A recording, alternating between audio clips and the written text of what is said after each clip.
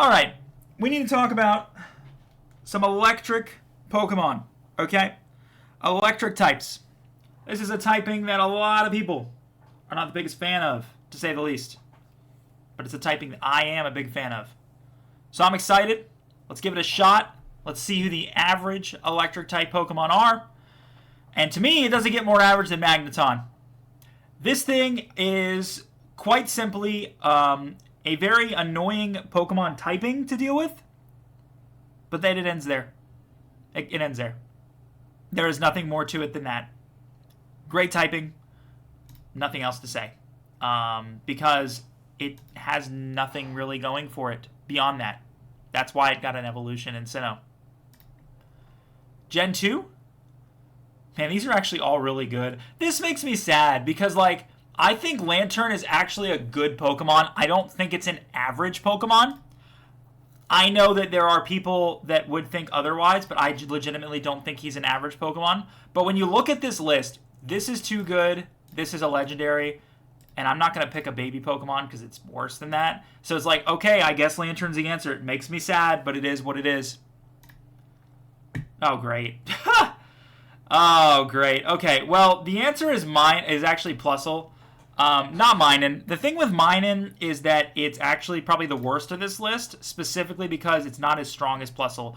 Because of like their plus and minus, Minun's thing is defense and Plusle's thing is offense. They're both trash at it, but at least Plusle does more offensively than Minun does. And I think offense is more valued when you suck defensively regardless. Offense is more value. So, you know what? Plusle's there. I think Plusle gets a good moveset as well. And yeah, I mean, it's an average Pokemon. I can't believe they only added 4 in that gen. That really surprises me to see that. Gen 4? Huh. You know, Rotom Fan is like that one Rotom form you never see. I feel like you see every Rotom form competitively except this one. I really do. So I'm going to say that's average because I think there's some bad and there's also some really good in here. But like, I never see this. I never see this, and I'm going to pick this one. Gen 5? This is by far and beyond Galvantula. This is another Pokemon that you see because of things like Electro Web, Sticky Web as well. He probably gets Nuzzle if you need it. He gets destroyed by Stealth Rocks, though, and he's a little bit slower than a literal electric charged insect should be. But hey, you know, he's there. He's not a bad Pokemon compared to Stunfisk or, Emolga, but it's not the best. It's just kind of there. Gen 6, I already picked him, but I have to pick him again. It's Heliolisk. I picked him on my normal type video. It makes sense to pick him again here. Again, he's just kind of that middle-of-the-road electric type that everybody forgets exists. It's really not much more to it than that.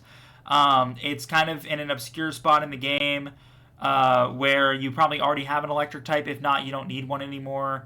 And it's just kind of there. You might catch it and throw it in your box for Pokedex completion. That's about as far as you're going to get. Gen 7. Togedemaru. What I like about it is Zing Zap. I believe it's its ability. I was corrected on it last time around. I believe it's called Zing Zap. You can also give this thing Rocky Helmet, and I believe it has Iron Barbs as an ability. And it's Steel Electric. This is basically what Magneton does with better defense.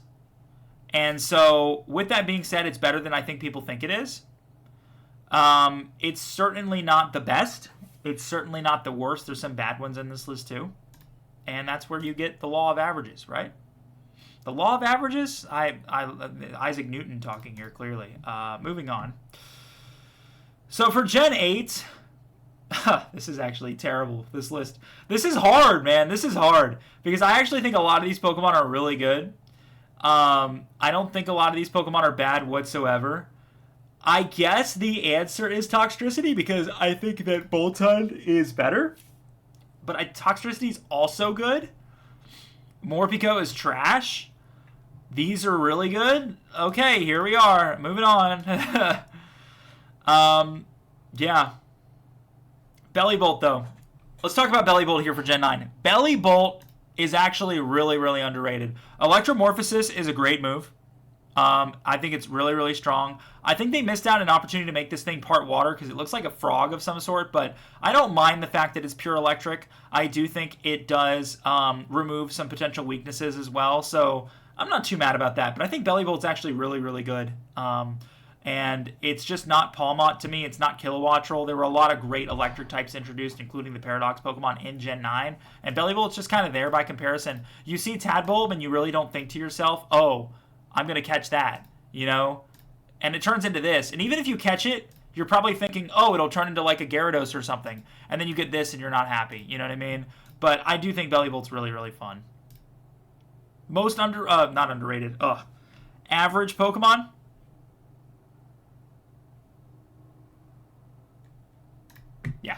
Yeah, I mean, when I think of Magneton, for years and years and years since Pokemon is created, this is a Pokemon that's been nothing more than just average. It's never changed. It's never changed. All right. Oh, I'm trying not to yawn. Oh, I just yawned. All right, we almost got through it. We almost got through a whole video without yawning. Would have been the first time ever. Thank you guys for watching. That's our list. I hope you guys enjoyed the video. We're going to talk about some ice types next time, the average ones. And I'll see you then.